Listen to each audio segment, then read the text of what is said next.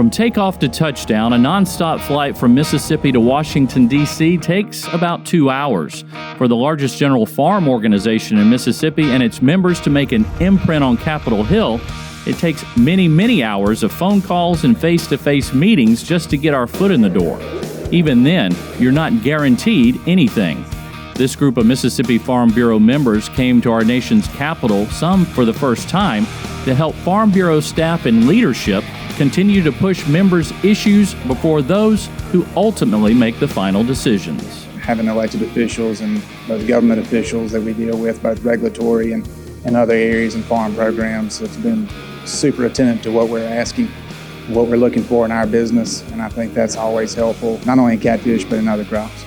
This is Jeff Easterling's first trip to Washington, D.C. as South Mississippi Vice President. He calls the trip eye-opening. Just seeing the day-to-day operations here and what it takes to take policy from the grassroots and to bring it all the way to the floor and to get it passed and to see it become something that's beneficial for all farmers. It's really been an enlightening time here on this fly-in to build relationships. The Mississippi Farm Bureau delegation on this trip included members from the South Delta and East Central parts of the state.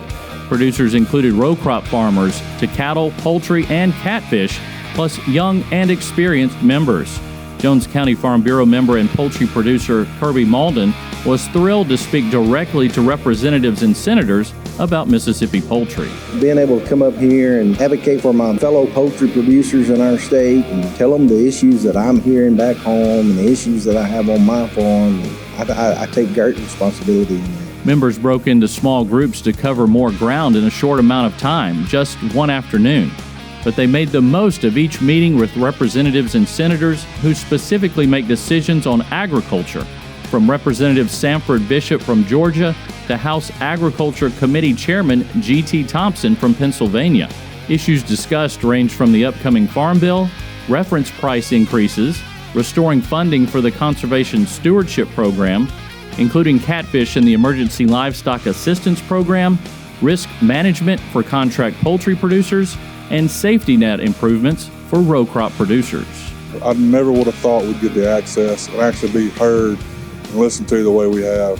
These senators and congressmen open up their offices, sitting down, actually caring about what we have to say. It's real encouraging for me seeing that on this level. I feel like they're genuinely interested in the topics that we've discussed so far, and I feel like that we're making some progress on things that are important to growers in Mississippi and livestock producers. It's good to know that they are fighting for us and they care about our issues, and they're extremely receptive and they want to help. I think it's extremely good for us as farmers to come here and present issues, thank them for what they're doing, and ask them for further help. In between, mix in meetings and events with our state delegation, including Senators Roger Wicker and Cindy Hyde-Smith, Congressman Michael Guest and Mike Ezell, plus USDA staff, American Farm Bureau, and the U.S. Senate Ag Committee staff. Members almost didn't have time to catch their breath.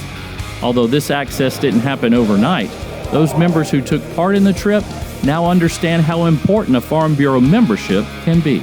Never thought a $35 membership could open the door to what it has. You get to see when you're sitting in your county board meetings and you talk about those policies, and then you get to Washington and you see what it's doing. That's the neat part about it. It's not just hitting the ceiling and not going anywhere. It's not falling on deaf ears.